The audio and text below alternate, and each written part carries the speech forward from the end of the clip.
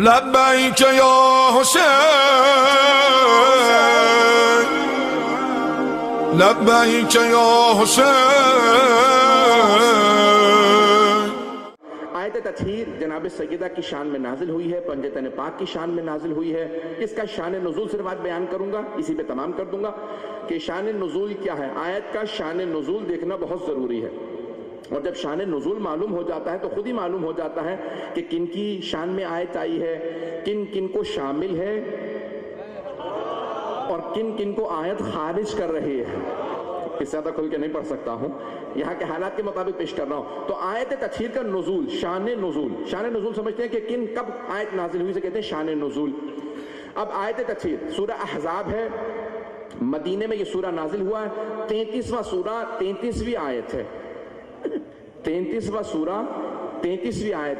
اگر آپ دیکھیں تو 33 میں 2 3 ہیں اور 33ویں آیت سے 2 3 ہیں، اگر جمع کر لیں تو 12 بن جاتے ہیں اگر لوگ ہوں۔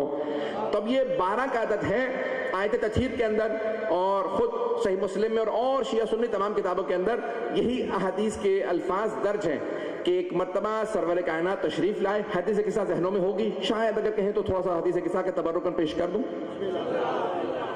تو آئیے ذرا حدیث قصہ کی وہی شان نزول ہے آیت تطہیر کا۔ تھوڑی سی مجھ سے حدیث قصہ سن لیجئے۔ حدیث قصہ کے نزول پہ بھی شک نہ کیجئے گا، ہمارے بڑے بڑے محدثین نے، مرحوم بہرانی نے، مرحوم علامہ مجلسی نے اور بڑے بڑے پہاڑوں نے اس حدیث قصہ کو اپنی کتابوں میں درج کیا ہے، اس کے حوالہ جات کو درج کیا ہے۔ تو آئیے ذرا پیش کر رہا ہوں کہ سرور کائنات تشریف لاتے ہیں اور جناب سیدہ سلام اللہ علیہا سے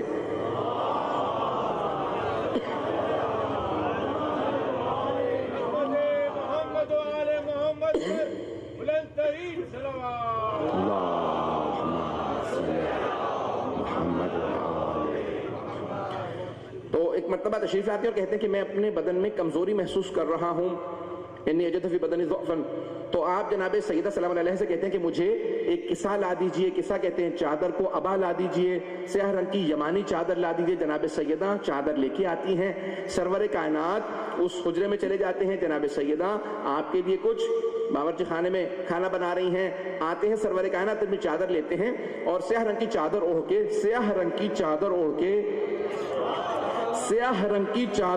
کے سرور کائنات آرام فرما رہے ہیں۔ اگر سرور کائنات، اور آپ نعتوں میں بھی سنتے رہتے ہیں، اے کالی کملی والے تجھ پہ لاکھوں سلام۔ اگر پیغمبر کالے رنگ کی ابا اوڑھیں تو سنت ہے، اور اگر شیعہ کالا لباس پہن لیں تو بدعت ہے۔ تو سرور کائنات نے کالے رنگ کی ابا اوڑھی اور ایک مرتبہ تشریف فرما ہوئے کہ اتنے میں دونوں شہزادے ایک ایک کر کے تشریف لاتے ہیں۔ سن رہے نا حضرات سارے؟ امام حسن مجتبی علیہ السلام تشریف لاتے ہیں، وقت نہیں ہے تفصیل کا، وإلا میں بہت تفصیل سے اس کو بیان کروں۔ اور آنے کے بعد جناب سیدہ سلام علیہا کو سلام بجا لاتے ہیں، بالکل اسی طرح جیسے پیغمبر نے جناب سیدہ کو سلام کیا تھا۔ ایک ایک کر کے تمام کے تمام ہستیاں آتی ہیں، جناب سیدہ کو سلام بجا لاتے ہیں۔ السلام علیکہ یا امہ، مادر گرامی آپ پہ سلام ہو، انی اشم عندک رائحۃ طیبۃ کأنہا رائحۃ جد رسول اللہ۔ مادر گرامی آپ کے پاس سے ایسی خوشبو آ رہی ہے جیسے نانا کے بدن سے خوشبو آتی ہے۔ تو آپ نے فوراً اشارہ کیا، ہاں آپ کے نانا حجرے کے اندر موجود ہیں۔ اس قصہ کے ساتھ، اس ابا کے ساتھ، وہ کالے رنگ کی چادر میں امام حسن مجتبی آ کے نانا کو سلام کرتے ہیں۔ کہا نانا جان السلام علیکہ یا جدہ، نانا جان اے میرے جد، اے رسول اللہ آپ پہ سلام ہو۔ فوراً رسول خدا سب کو القاب سے بلاتے ہیں اور فوراً کہتے ہیں کہ اے میرے لخت جگر، میرے قریب آ جائیے، میرے ساتھ چادر میں آ جائیے۔ ابا کو کھولتے ہیں اور فوراً دائیں طرف امام حسن کو تشریف فرما ہونے کے لیے اشارہ کرتے ہیں۔ بہت کم سن ہے امام حسن مجتبی علیہ السلام، 5 برس کے ہیں، نانا کے پاس تشریف فرما۔ اتنے میں امام حسین علیہ السلام تشریف لاتے ہیں۔ حدیث کے ساتھ ذہنوں میں صرف تبرکاً بہت تیزی سے پیش کر رہا ہوں۔ امام حسین علیہ السلام تشریف لاتے ہیں، آ کے اماں کو، اپنی والدہ کو سلام کرتے ہیں۔ کہا مادر گرامی آپ پہ سلام ہو، مجھے آپ کے پاس سے ایسی خوشبو آ رہی جیسی نانا کے بدن سے آتی ہے۔ تو ایک مرتبہ جناب سیدہ نے سلام کا جواب دیا، کہا ہاں وہ آپ کے بھائی کے ساتھ چادر تلے ہیں تحت القصا۔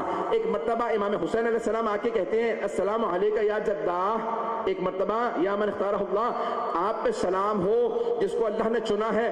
ایک مرتبہ امام حسین علیہ السلام سے رسول خدا فرماتے ہیں میرے نواسے میرے پاس آ جائیے، یا شافعہ امتی، میری امت کی شفاعت کرنے والے نواسے۔ اب رسول خدا فرما رہے ہیں میری امت کی شفاعت کرنے والے نواسے آپ بھی میرے پاس آ جائیے.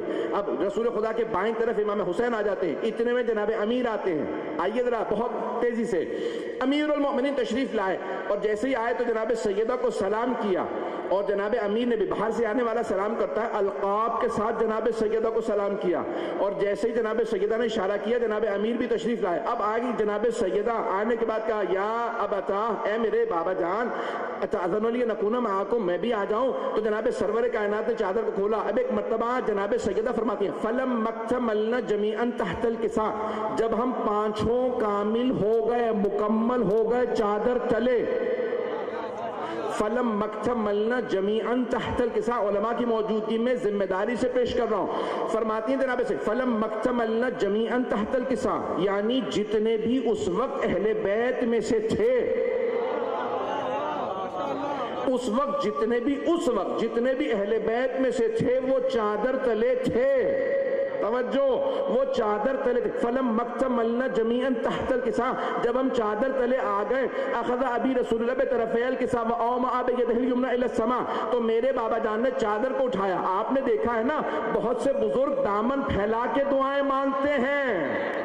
اب یہ سمجھ میں آیا یہ دامن پھیلا کے مانگنا کہاں سے آیا؟ یہ سرور کائنات نے چادر اٹھا کے مانگا تھا کہ اللہم انا ہؤلاء اہل بیتی, پروردگارہ یہ ہیں میرے اہل بیت. اگر اور کوئی اہل بیت میں سے ہوتا اس وقت ازواج میں سے یا خاندان میں سے تو انہیں بلا لیتے.